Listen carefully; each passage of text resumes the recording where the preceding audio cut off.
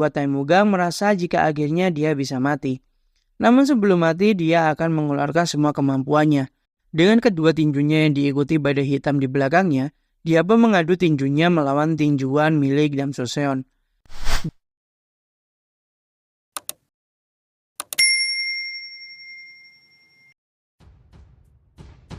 Taimugang mengetahui Jin ada di depannya, dia pun menyapa Jin karena sudah lama tak bertemu dan dirinya sedikit terkesan karena Jin terlihat lebih kuat dari sebelumnya.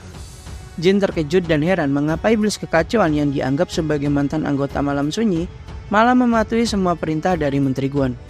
Jin pun bertanya pada Taimugang apakah dia juga sebenarnya ada di pihak aliansi pusat surgawi. Taimugang pun berkata jika dia tidak berada di pihak manapun. Namun karena dia memiliki tubuh abadi, mau tak mau dia diseret oleh para bajingan ini. Saat ingin bertanya informasi lebih lanjut, Unkyung pun berkata jika itu adalah saat terakhir bagi Jemuwon, sang ketua sekte surgawi utara kelima. Lalu dikepunglah Jin oleh Unkyung dan Taimugang. Yerung yang melihat Taimugang sang iblis kekacauan tak bisa menyembunyikan keterkejutannya. Karena semua kejadian yang dialami oleh Yerung, Dam Joseon dan Simwon itu disebabkan oleh iblis kekacauan Taimugang. Ditambah lagi, Yerung melihat keanehan yaitu Unkyung yang memiliki seni bela diri jalur iblis dan iblis kekacauan yang patuh pada perintah Menteri Guan. Yerung pun mulai menyadari dan curiga jika Malam Sunyi dan aliansi pusat surgawi saling berkaitan. Dia meminta penjelasan dari Menteri Guan dan Menteri Guan hanya tersenyum karena Taimugang adalah iblis kekacauan yang hanya mematuhi kehendak tuannya, tuan yang sebenarnya dari daratan pusat ini. Jika Yerung penasaran, dia bisa bertanya pada kakeknya yang notabene adalah orang yang paling mendekati kebenaran dari daratan pusat ini. Lalu Menteri Guan menawarkan kepada Yerung untuk bergabung dan melupakan rencananya untuk membuat tatanan baru dunia yang sudah dia rencanakan. Karena Menteri Guan dan sang pemimpin sebenarnya mengetahui rencana Yerung yang sebenarnya. Lalu Menteri Guan menyapa sang iblis kekacauan dan meminta maaf karena sudah merepotkannya. Taimugang yang tahu itu hanyalah basa-basi pun menjadi muak dan bergegas bersiap menyerang Jin. Jin pun menjadi kebingungan karena di sisi kiri terdapat Unkyung dan di sisi kanan terdapat Taimugang yang sudah bersiap menyerangnya. Jin mencoba menjaga jarak dari mereka berdua. Namun saat berhasil menghindari serangan dari Taimugang, dia mendapatkan serangan lanjutan dari Unkyung. Dan saat terjatuh, Jin pun menerima serangan gabungan dari mereka berdua yang terlihat sangat dahsyat. Berbincanglah Taimugang dan Unkyung membahas tentang seni bela diri mereka. Karena mereka memiliki kemiripan dan sama memiliki seni bela diri jalur iblis. Lalu ternyata Jemuwon sudah berlari menjauh dari mereka berdua. Karena Jin memang sangatlah lincah dan sangatlah cepat. Jin berusaha memberikan serangan instan yang akan mengakhiri semuanya dalam satu serangan. Namun Unkyung dan Taimugang pun dapat menembus energi tebasan milik Jin karena timing mereka sangatlah tepat. Baku hantamlah mereka bertiga dengan sangat sengit. Jin pun terlihat terpojok karena dikeroyok oleh dua monster seperti mereka. Dengan senyum penuh kepuasan, Unkyung dan Taimugang sangat bersemangat memojokkan Jin. Karena terpojok, Jin pun berusaha mengerahkan sisa kekuatannya melalui teknik yang dimilikinya. Unkyung dengan cepat menghindar. Namun Taimugang malah kegirangan karena dia ingin menerima serangan Jin yang tak bisa tubuhnya sembuhkan. Benturan energi di luar nalar pun saling berbenturan, membuat ledakan yang sangat dahsyat pun terjadi. Bunga salju menyadari Unkyung dari samping bersiap mengeluarkan suatu teknik iblisnya. Lalu terlihat kaki Jin pun terjerat oleh teknik manipulasi darah milik Unkyung. Akhirnya Jin tak dapat bergerak kemanapun dan membuat Taimugang dengan bebas dapat menyerang Jin. Dengan kedua tinjunya sudah terselimuti energi gelap miliknya, saat tinjunya hampir mengenai Jin, Taimugang pun menerima pukulan emas dari samping. Benar sekali, itu adalah pukulan dari Dam Joseon yang tiba dan membantu Jemuwon. Saat Dam Joseon datang dan membuat Taimugang terpental sangat jauh, Yerung dan Menteri Guan pun terkejut karena mengetahui Dam Joseon tiba-tiba berada di sana. Menteri Guan pun marah kepada Yerung yang dianggapnya tak becus menyelesaikan tugas yang diberikan kepadanya untuk membuat Dam menjalankan tugas membasmi bandit-bandit yang berkeliaran. Yerung dianggap semua orang sebagai orang tercerdas di daratan ini. Namun sepertinya itu hanyalah bualan semata. Karena Menteri Guan merasa generasi muda saat ini lebih lemah daripada generasi sebelumnya. Saat Yerung meminta maaf, terdengar suara lantang memanggilnya. Dam Joseon pun berteriak dan bertanya pada Yerung apakah misi yang diberikannya adalah rencana untuk menjauhkan Dam dari kota aliansi pusat. Beruntungnya dia bertemu dengan seorang kakek tua yang memberitahunya jika terjadi hal mengerikan di kota Aliansi Pusat. Yeon pun ingin meminta maaf pada Dam, namun dengan wajah yang sudah menahan amarahnya, Dam Soseon pun berkata jika mereka nanti harus berbicara setelah Dam menyelesaikan urusannya saat ini. Lalu Menteri Guan pun memerintahkan Dam untuk berhenti, karena saat ini Aliansi Pusat Surgawi sedang dalam situasi yang sangat genting. Dam pun menolak perintah Menteri Guan, karena menurut Dam tidak masuk akal mengerahkan semua pendekar hanya untuk membunuh satu orang. Dan yang paling aneh adalah iblis kekacauan ada juga di kota saat ini. Menteri Guan pun berkata meski Dam adalah murid dari 9 langit dan dianggap sebagai pahlawan, itu tak akan bisa menyelamatkannya dari hukuman Aliansi Pusat yang akan diberikan kepadanya. Dam pun dengan santai berkata, jika ingin menghukumnya silakan saja menghukumnya, karena ayahnya adalah salah satu anggota 9 langit. Pastinya dia tidak akan berdiam diri saat mengetahui Dam dihukum oleh Aliansi Pusat Surgawi. Menteri Guan berkata jika memang Dam masih muda dan tak mengerti Aliansi Pusat Surgawi yang sesungguhnya. Dengan lantang Dan pun berkata jika dia mengetahui hal yang sebenarnya, Aliansi Pusat Surgawi diisi oleh orang-orang busuk hingga ke akar-akarnya. Maka dari itu Dam Soseon akan membuat tatanan baru di kota ini. Dengan wajah kesalnya Menteri Guan pun tersenyum melihat keberanian Dam Soseon. Lalu Dam pun membagi musuh dengan Jin Woo-won. Dia akan melawan iblis kekacauan dan Jin akan melawan Eun-kyung. Akhirnya pertarungan yang sempat tertunda antara Jin versus Eun-kyung dan Dam versus Taemugang pun bisa dimulai kembali. Dengan cepat mereka berdua menuju ke musuhnya masing-masing dan memberikan serangan. Dam dengan tinju emasnya beradu tinju gelap dengan Taemugang. Terlihat perbedaan kekuatan dari Dam Soseon. Saat beradu kekuatan, Dam terlihat lebih kuat saat ini. Lalu Taemugang pun memberikan serangan dengan kepala kerasnya, membuat darah Dam keluar dari hidungnya. Pukulan demi pukulan saling diberikan oleh kedua belah pihak. Dan terlihat Dam pun mengeluarkan teknik yang terlihat sangat hebat, diselimuti oleh aura emas.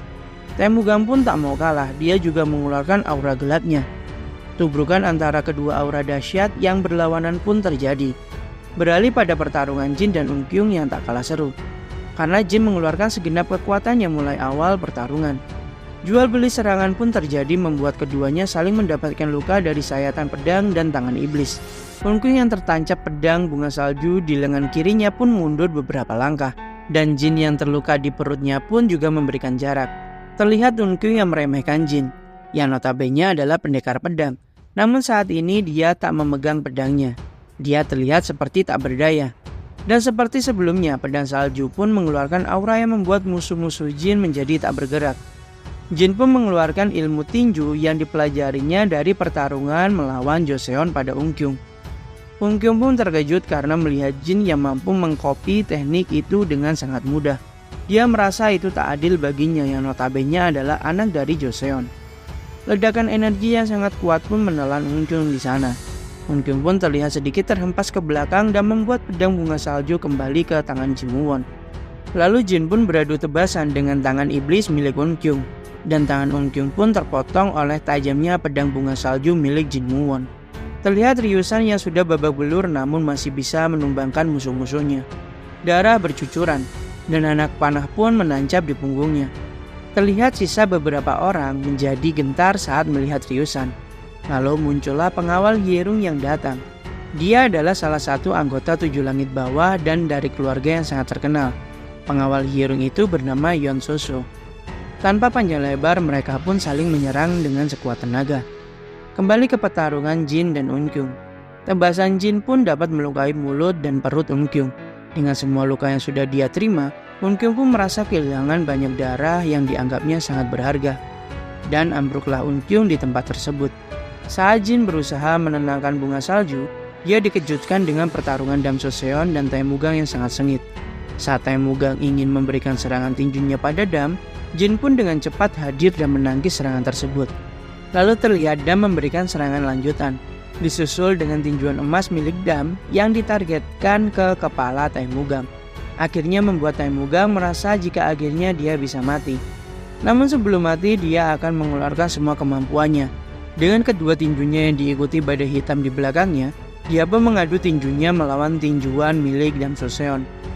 Jin dan Dam pun berkolaborasi mengeluarkan teknik yang sangat mematikan. Benturan energi mereka bertiga pun membuat ledakan yang sangat dahsyat. sampai-sampai meluluh lantakan bangunan di sekitar. Temugang pun terbaring dipenuhi dengan darah dan luka yang tak dapat disembuhkan. Dam pun meminta Jin menyerahkan sisanya pada Dam, dan Jin disuruhnya untuk pergi menyelamatkan dirinya. Jin pun tak lupa berterima kasih pada Dam Joseon yang sangat baik kepadanya.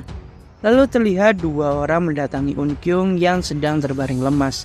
Saat mereka khawatir, akhirnya malah menjadi bumerang, karena Eunkyung malah menyerap semua darah yang dimiliki oleh prajurit tersebut. Dia akhirnya dapat menyembuhkan lukanya yang didapatkan dari Ji Muwon. Saat Jin melarikan diri, dia sempat melihat Menteri Guan yang terlihat tanpa perlindungan yang kuat. Namun Jin memilih untuk melarikan diri dan menyusul teman-temannya. Lalu Menteri Guan memerintahkan salah satu anak buahnya untuk memberitahu para sembilan langit untuk ikut bergabung memburu Ji Muwon. Si Musang dan anak buahnya mengurangi jumlah musuh yang berdatangan. Saat hampir keluar dari kota aliansi pusat, betapa terkejutnya Han Jin karena di depannya saat ini muncul sosok yang sangat tak terduga. Kakek dari Hyeong sang sembilan langit, Si Menhua. Han Jin yang mengetahui kedatangan salah satu anggota sembilan langit Si Menhua pun terkejut. Si Menhua pun mengenali Han Jin dan tahu kemampuannya. Han Jin pun cukup terkesan karena sang sembilan langit di hadapannya memandukan beberapa teknik sulit secara bersamaan, hingga membuatnya seperti melayang saat dilihat oleh semua orang. Si Menhua pun akhirnya bisa bertemu oleh orang yang selalu dia ingin lihat, karena Han Jin dapat membuat Hyeong berada dalam kondisi putus asa berkali-kali. Han Jin pun heran karena dia tak menyadari mulai kapan mereka semua terjebak dalam perangkap formasi dari Si Menhua. Han Jin merasa mereka semua lari dari serigala, namun malah tertangkap oleh harimau.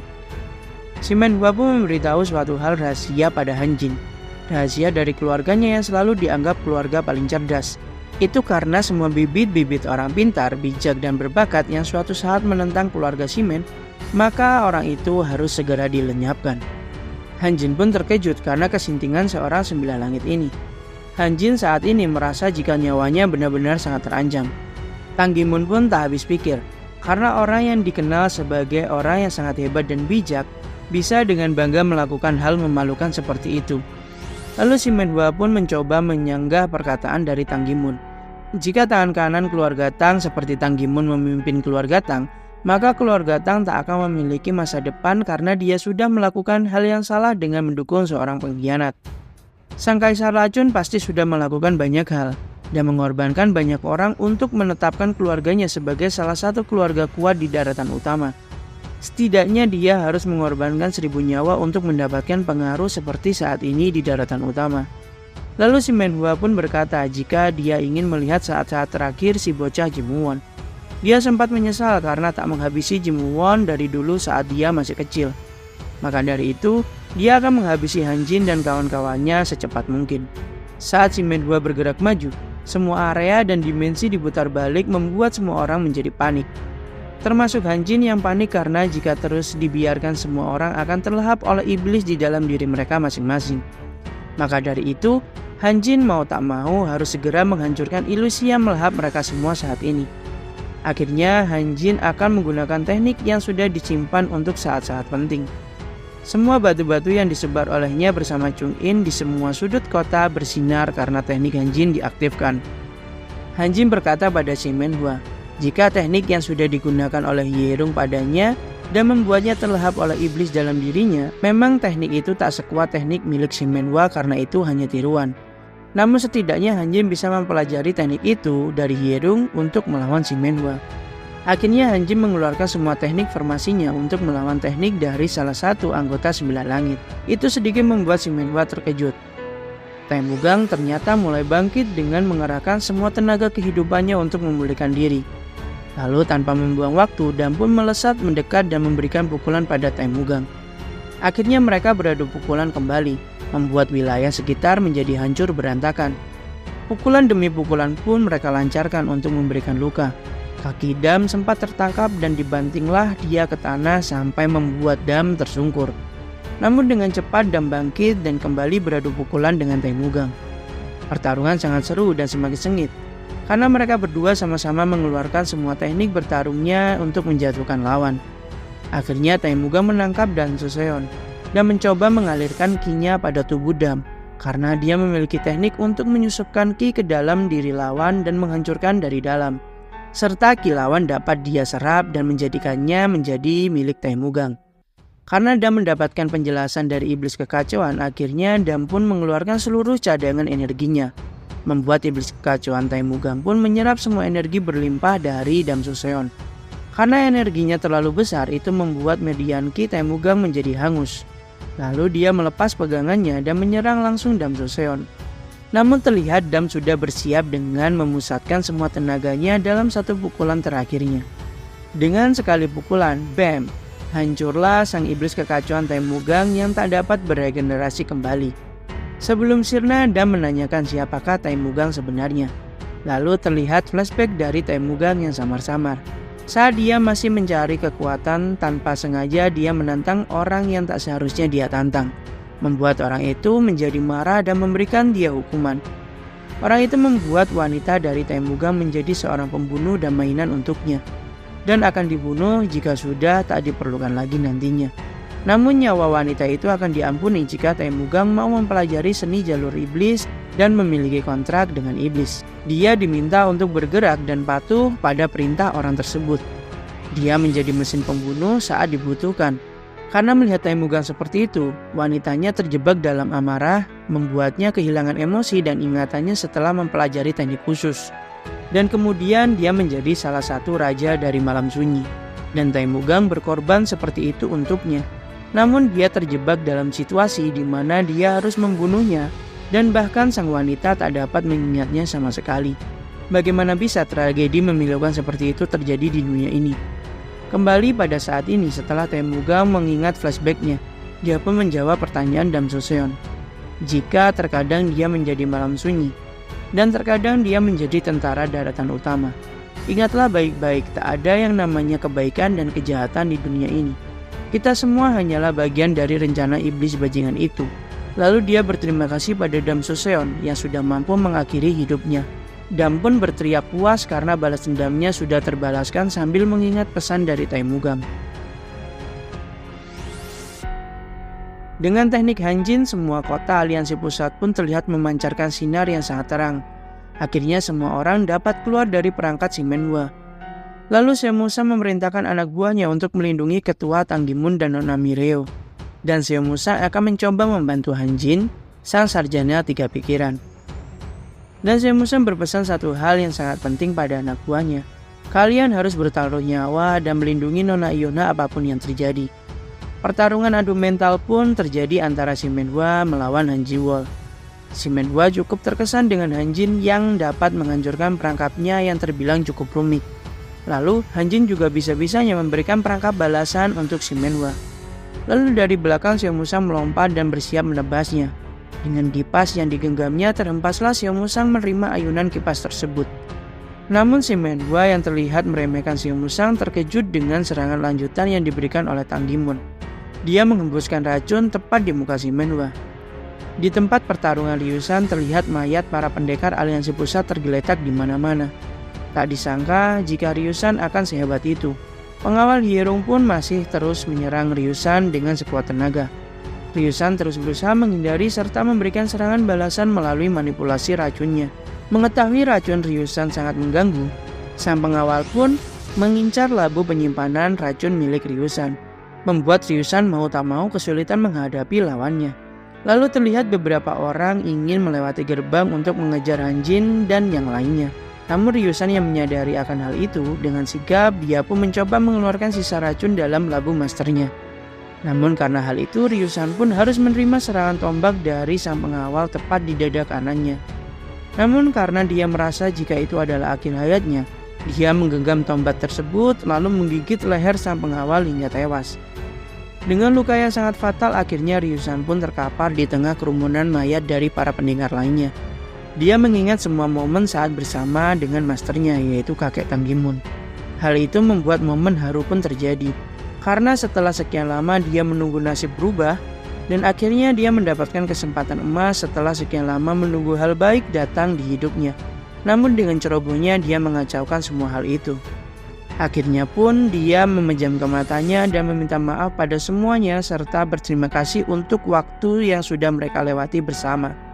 Namun dengan cepat Jin pun membopong Ryu-san dan berkata jika hari ini tidak akan ada yang mati di sini. Saat Tang Gimun meniupkan racunnya pada si Menhwa, ternyata racun itu ditangkis oleh kipasnya. Lalu Tang Gimun terkejut karena terhempas oleh ayunan dari kipas tersebut. Tang Gimun sudah memberikan campuran racun yang akan berefek pada si Menhwa beberapa saat lagi. Si Musan terlihat sudah kelelahan karena tugas berat yang dia emban. Han Jin pun terlihat sudah batuk darah karena terlalu berlebihan saat menggunakan teknik perangkapnya. Saat si Menhwa merasa yakin akan kemenangannya yang sudah terlihat karena perbedaan pengalaman, muncullah bala bantuan dari luar perangkap si Menhwa. Namso dari Gunung Mu dan Mu Guang dari Biara Gongdong pun memberikan bantuan pada mereka. Han Jin menyapa kawan lamanya yang datang membantunya. Lalu si Menhwa pun mempertanyakan tindakan dari Mu Guang dan Namso yang sudah berani menghunuskan pedang padanya. Namun Mu Guang pun berkata jika seharusnya kekuatan si Menhwa digunakan untuk membantu membasmi para malam sunyi yang datang menyerang, bukannya malah digunakan menyerang Han Jin dan yang lainnya. Si Menhwa yang marah pun mengancam mereka karena semua sudah menentang keputusan para sembilan langit. Kembali pada momen Jin Won menyelamatkan Ryu-san. Dia tertawa dan mempelajari sesuatu setelah diajar oleh Jin saat berlatih. Ryu-san berkata pada Jin Won setelah membandingkan pertarungan yang dia lewati saat ini. Entah itu 7 langit bawah atau pendekar aliansi pusat surgawi manapun, tak akan ada yang bisa menandingi kehebatan Jin. Mereka semua tak ada apa-apanya dibandingkan oleh Jin. Dengan panik Jin menggendong Ryu-san dan berkata, mari kita berlatih bersama kembali setelah ini. Jadi Jin meminta Ryu-san untuk bertahan sedikit lebih lama lagi. Jin pun mengingat nasihat yang diberikan para senior-seniornya. Dia menyesal karena kecerobohannya dan terlalu bangga oleh kekuatannya sendiri setelah menjalankan semua rencana sebelumnya dengan sangat lancar, sampai-sampai dia menurunkan kewaspadaannya terhadap orang-orang yang berada di sekitarnya. Karena ulahnya dan kebanggaan dirinya membuat orang di sekitarnya masuk dalam bahaya. Ryu-san berkata lirih di akhir hidupnya, meminta maaf karena mulut besarnya membuat semua orang dalam masalah seperti ini. Namun Jin dengan penuh penyesalan meminta maaf karena dia merasa benar-benar bersalah. Ryu-san memohon pada Jin untuk menjaga masternya. Lalu dari belakang Chung In memanggil-manggil Jin Muon yang berlari tanpa arah. Jin melamun dan menyesali semua perbuatannya sampai-sampai dia mengabaikan sekitar. Hingga Chung In menyadarkannya dengan teriakannya. Lalu saat Jin tersadar, dia heran mengapa Chung In bisa berada di sampingnya. Chung In pun menghela nafas dan memberitahu jika Ryu-san sudah meninggal. Jadi Jin diminta untuk menurunkan Ryu-san. Terlihat Ryu-san yang sudah lemas tak bernyawa membuat Jin Muon sangat terpukul. Lalu Chung In berkata pada Jin untuk tenang karena dia adalah seorang pemimpin dan menyerahkan mayat Ryu-san padanya. Dia akan mengurusnya dan meminta Jin segera menyusul semua orang yang sedang melarikan diri. Karena Ryu-san sudah berkorban demi semuanya. Pastinya kalian tak boleh menyia-nyiakan pengorbanannya. Chung In pun merasakan jika Jin saat ini berbeda dari sebelumnya. Namun itu sudah wajar, dalam waktu yang singkat dia mengalami banyak sekali insiden. Dia melawan Joseon, ketua sekte tinju penghancur, melawan 4 raja iblis malam sunyi. Ditambah lagi dia menyelamatkan kelompok dagang naga putih, membasmi asasin yang tak terhitung jumlahnya, membalaskan dendam pada Yeon Seon Hwa, dan menyelamatkan penyihir malam sunyi, melawan Eun Kyung, dan melawan iblis kekacauan. Dia pasti merasa kelelahan secara fisik maupun mental tentunya. Ditambah lagi dengan kematian si anjing gila Ryu-san. Tak peduli setenang apapun Jin Won, dia masihlah manusia biasa. Wajar jika dia kelelahan setelah menerima semua hal itu dalam waktu yang sangat singkat. Chung In memberi informasi jika semua orang mungkin saat ini sedang melawan si Menhwa dan skuad Asura sedang mengejar Jin dalam jumlah yang sangat banyak. Jadi lebih baik menunda waktu berdukanya terlebih dahulu. Chung In sambil menggendong Ryu-san berkata, jika mari selamat dan bertemu di suatu tempat setelah ini. Akhirnya mereka berdua segera berpisah jalan. Dengan tebasan Jin yang sangat cepat, banyak sekali para anggota Asura pun tumbang. Jin yang terlihat terkepung oleh banyak sekali musuh sempat terdesak. Lalu muncul 2 orang yang membantu Jin membasmi beberapa orang yang akan menyerangnya. Itu adalah Pak Huang dan Munjung yang tiba membantu Jin Won. Jin Won pun sempat terkejut melihat mereka berdua yang ada di hadapannya saat ini. Pak Huang dan Munjung yang mendengar berita eksekusi Jin pun dengan cepat bergerak menuju kota pusat. Namun mereka meminta maaf karena terlambat datang. Lalu belum selesai perbincangan mereka, muncullah Unkyung yang terlihat sudah sehat kembali beserta anak buahnya yang sangat banyak. Pak Huang mengenal siapa sebenarnya Unkyung, namun dia terkejut dengan seni bela diri yang sudah dipelajari oleh Unkyung, yaitu seni bela diri jalur iblis. Lalu terlihat Jin yang maju dan bersiap menghunuskan pedangnya ke arah Unkyung yang buntung. Namun ternyata Unkyung mempelajari teknik baru yang dapat memanipulasi darah setelah dibuat sekarat oleh Jimuwon. Saat akan berbenturan, muncullah Chilsung yang membantu Jin dengan seni bela diri dari Gunung Gua. Terlihat Chilsung memiliki urusan dengan organisasi Asura berkepala dua ini. Lalu dia berdebat dengan Unkyung dan membahas tentang murid Chilsung dan sekaligus mata-mata dari organisasi yang diawasi oleh Unkyung saat ini. Singkatnya, mereka berdua saling menghunuskan senjatanya dan bersiap bertarung. Lalu Chilsung meminta Jin dan kedua anggotanya itu untuk pergi dan menyusul temannya yang tak berguna, yaitu Tang Gimun. Dia meminta Jin untuk menyerahkan masalah Unkyung padanya. Lalu dengan cepat Jin pun bergegas kembali menuju anggota lainnya. Dan terlihat Unkyung dan Chilsung saling menyerang satu sama lain. Han Jin terlihat sedang memikirkan strategi untuk melarikan diri dari si Menhwa. Sementara itu si Menhwa dikepung oleh Namso, Mu Guang, dan Xiao Musang. Namun serangan mereka bertiga dapat ditangkis dengan teknik milik si Menhwa. Xiao Musang terus berjuang dengan sekuat tenaga menebasnya. Sampai akhirnya Xiao Musang dapat menembus teknik pelindung dari si Menhwa. Sempat terkejut karena terlihat Xiao Musang yang membangkitkan kekuatan berpedangnya ke tingkat selanjutnya. Maka dari itu serangan Xiao Musang dapat menembus teknik pertahanan milik si Menhwa. Si Menhwa dengan amarahnya mengeluarkan sebuah teknik ledakan cahaya yang membuat semua orang yang menyerangnya tak dapat melihat dalam beberapa saat. Namun terlihat dia batuk menahan sakit dalam tubuhnya karena efek racun dari Tang Gimun. Racun itu membuat ki target mengeras setelah menggunakan energi ki yang sangat besar. Lalu terlihat senyuman licik Han Jin yang menemukan jawaban dari semua perhitungannya.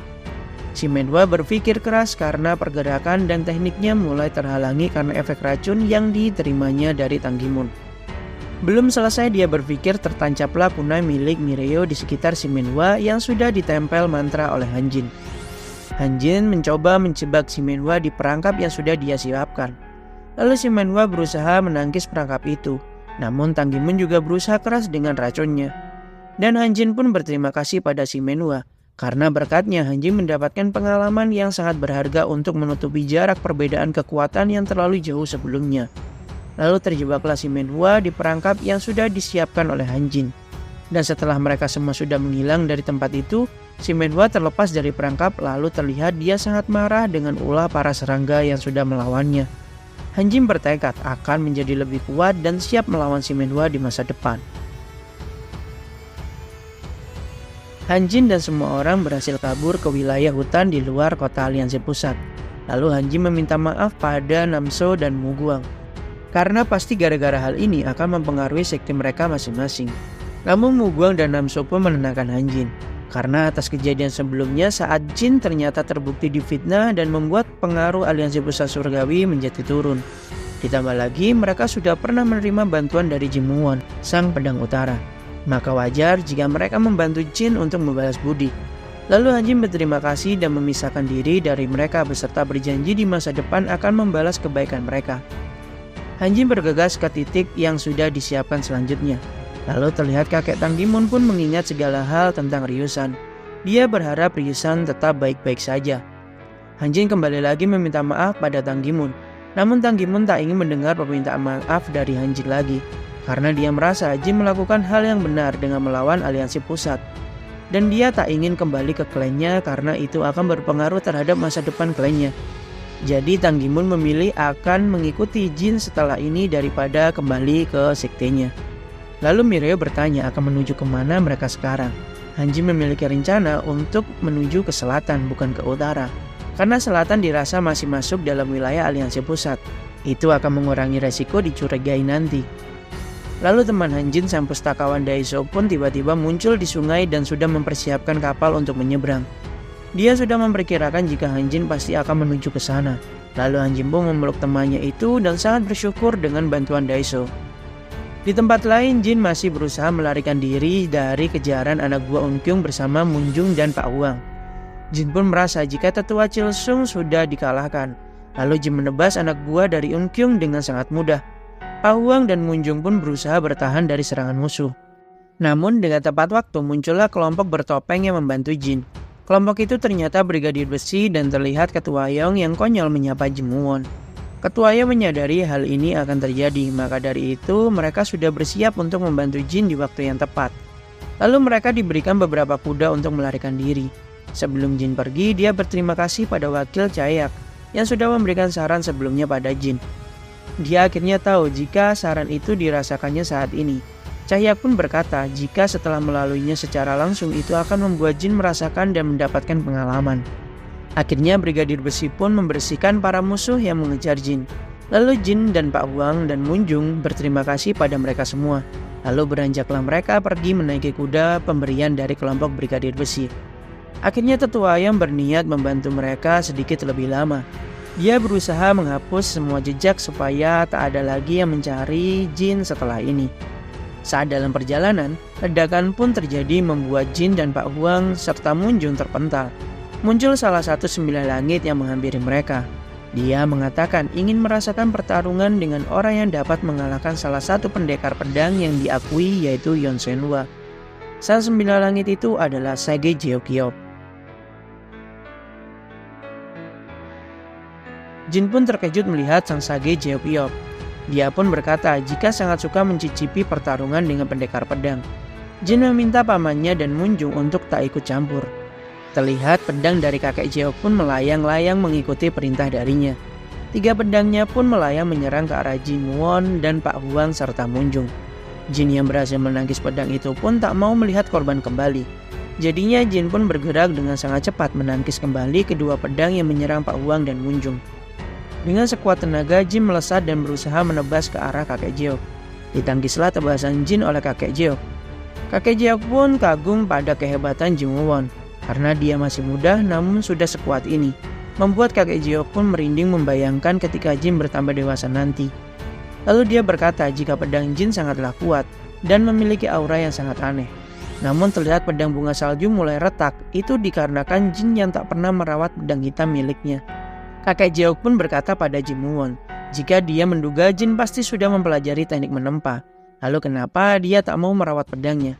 Karena pedang yang dipakainya untuk menebas dan terkena bau darah lambat laun akan membuat pedang itu menjadi usang. Maka dari itu Jin harus merawat pedangnya supaya tetap bersih dan dalam kondisi prima. Dia harus merawat pedangnya layaknya seperti pasangan wanitanya sendiri. Lalu kakek Jeok pun menyerang Jin yang saat ini menahan salah satu pedang dari kakek Jeok. Dari belakang pedang terbangnya pun melesat cepat siap menusuk punggung Jin. Tiba-tiba petir pun menyambar memisahkan Jin dan kakek Jeok yang sedang bertarung. Tibalah kakek tua yang sempat memberi Jin minuman beralkohol sebelumnya. Dia adalah Neong Gonwi, sang master badai. Berbincanglah mereka membahas tentang rumor yang sedang beredar. Jika aliansi pusat surgawi sangat tamak akan kekuatan. Itu adalah salah satu alasan kenapa sekte surgawi utara di bumi hanguskan.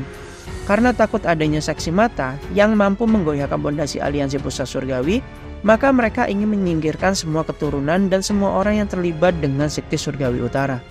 Pada intinya, Nenek Gonwi pun merasa jika anggota Sembilan Langit saat ini benar-benar menjijikkan. Jin pun sempat bertanya pada Nenek Gonwi siapakah sebenarnya dia. Lalu dia berkata pada Jin jika dia meminta maaf dan mengampuni nyawa Jin sebagai anggota Sembilan Langit. Lalu dia menyentuh titik gerbang Merdian Ki Jin dan memberikan energi dalam jumlah yang sangat besar. Membuat Jin mendapatkan stamina dan kekuatannya kembali secara prima. Nenek Gonwi pun berpesan pada Jin jika ada hal yang sangat penting harus diketahui olehnya. Jika saat ini bukanlah Sembilan Langit yang berkuasa mengendalikan dunia, namun ada seseorang di balik bayang-bayang yang mengendalikan dunia ini. Nama orang itu adalah sang pejuang tak terkalahkan Moyong Yul Seon. Memang dia anggota Sembilan Langit, namun dialah sosok yang mengendalikan semua anggota Sembilan Langit. Dunia pasti berpikir jika kekuatannya setara dengan para anggota lainnya. Tapi itu tidaklah benar. Semua anggota Sembilan Langit termasuk diriku sudah pernah dikalahkan olehnya. Dia sangat mengetahui jika saat ingin mengendalikan daratan utama, dia tak boleh menarik perhatian. Lalu dia menciptakan Sembilan Langit untuk menyembunyikan keberadaannya dan mengendalikan dunia dari balik bayang-bayang. Dia menggunakan malam sunyi sebagai kepentingan politik, menimbulkan kemarahan, ketakutan, dan kekhawatiran, lalu memanfaatkan momentum itu untuk mengendalikan dunia. Lalu pada suatu saat, malam sunyi yang sebelumnya berada dalam kekuasaannya mulai mengabaikan perintahnya dan menolak menjadi bawahannya. Itulah sekte malam sunyi yang ada saat ini. Namun itu masih belum pasti dan tak bisa diketahui jika hal itu sudah direncanakan oleh Mo Yong-yul Seon lagi atau tidak. Jin dengan wajah terkejutnya setelah mengetahui kebenaran dunia sebenarnya pun bertanya untuk memastikan kembali. Berarti sekte malam sunyi sebenarnya dialah yang mengendalikannya. Nenek Gonwi pun membenarkan hal tersebut, karena kejahatan mutlak membutuhkan kebaikan mutlak. Maka dari itu, sekte surgawi utara diciptakan. Pada suatu titik, sekte surgawi utara menjadi sangat kuat dan mendapatkan rasa hormat dari semua orang. Status dan kekuatan mereka bahkan sampai melampaui 9 langit. Dan Jin Kuan Ho, ketua sekte keempat, sangat berbeda dari ketua sebelumnya, karena dia terlalu dekat dengan semua kebenaran dunia ini. Bahkan dia pernah melihat sendiri apa yang sebenarnya terjadi di belakang layar. Dan akhirnya Mo Yong-yul menganggap Jin Kuan Ho sebagai ancaman yang sangat besar dan harus segera dihancurkan. Lalu Cao Jimuwon dianggap sebagai ancaman baru baginya. Nenek Gonwi berkata jika dia tak sanggup lagi menanggung beban dosa yang dirasakannya terhadap sekte surgawi utara. Namun dia memang tak sanggup berbuat apa-apa karena dia memang sendirian. Kakek Jeok pun berkata jika Gonwi hanya berkata omong kosong. Perdebatan antara kakek Jeok dan nenek Gonwi pun terjadi, yang akhirnya tak menemukan titik terang. Pada akhirnya nenek Gonwi pun melempar Jin dan memintanya untuk pergi dan menyelamatkan diri. Dia akan melawan kakek Jeok dengan tenaga yang sudah terkuras karena dikirimkan ke Jimuwon. Dan dia meminta Jin untuk bergerak di bawah bayang-bayang dan berhati-hati. Lalu meminta Jin untuk terus berkembang dan menjadi lebih kuat lagi. Pergilah Jin dari tempat itu menyelamatkan diri. Dan pertarungan antara 9 langit pun terjadi. Pertarungan dahsyat pun terjadi di tempat itu. Berkumpullah Han Jin, Chung In, dan semua orang di suatu tempat. Mereka merencanakan hal yang akan dilakukan setelah ini. Terlihat kondisi mereka semua kelelahan dan mengalami banyak sekali luka. Dan akhirnya tokoh yang ditunggu-tunggu telah tiba. Dari kejauhan Jimuwon bersama dengan Pak Huang dan Munjung, terlihat wajah mereka semua lega melihat Jin selamat dari pertarungan beratnya. Pak Huang dan Munjung terlihat sangat kelelahan. Semua orang menyapa Jin dan menanyakan keadaan Jin apakah dia baik-baik saja. Jin mengatakan dia baik-baik saja lalu kembali bertanya keadaan mereka apakah baik-baik saja. Kakek Tang bertanya bagaimana keadaan Ryusan pada Jin. Dengan wajah terpukul, Jin menyampaikan keadaan yang sebenarnya terjadi. Kakek Tang pun sangat terkejut mendapatkan kabar Ryusan telah gugur dalam pertarungan hebatnya. Jin meminta maaf pada semua orang. Han Jin dan Seo Musang pun juga terpukul oleh kabar yang mereka terima itu. Lalu Chung In menenangkan Jin lalu memberitahunya jika tubuh Ryusan akan diurus oleh kepala cabang Wolfreong. Dia akan melihat situasinya. Jika aman akan memberikan tubuh itu pada mereka nanti. Chung In lalu berkata jika itu hal yang memang harus ditanggung oleh pemimpin. Jin pun belajar dari segala kesalahan dan keputusan gegabahnya. Karenanya semua orang menjadi dalam kondisi berbahaya. Seharusnya dia menyiapkan rencana penyelamatan untuk semua orang. Arogansi dan kesombongan Jin membuatnya menjadi lengah.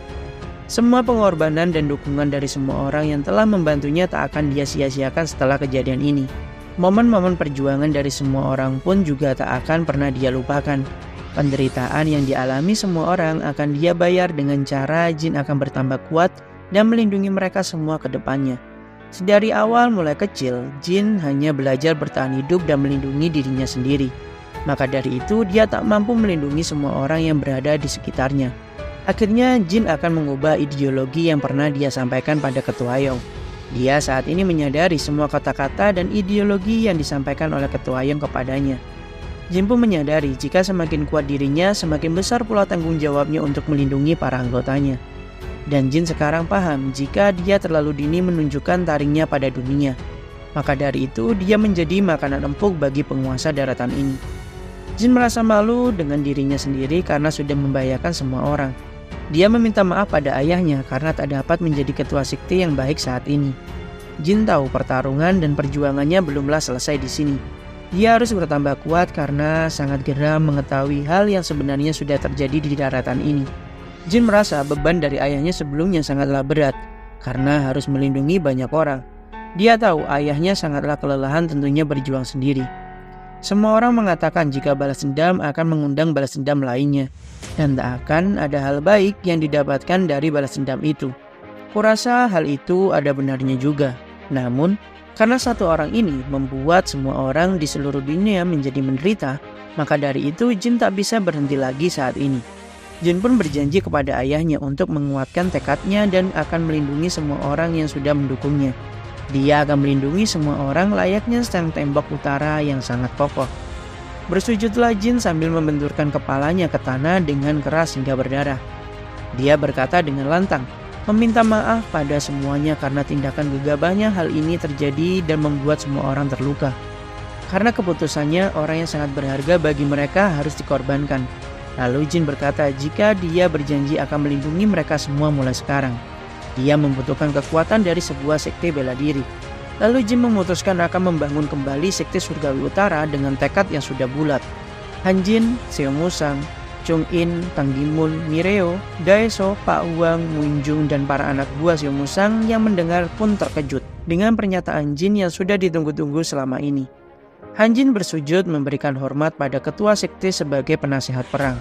Seo Musang bersujud memberikan hormat pada ketua sekte sebagai warrior.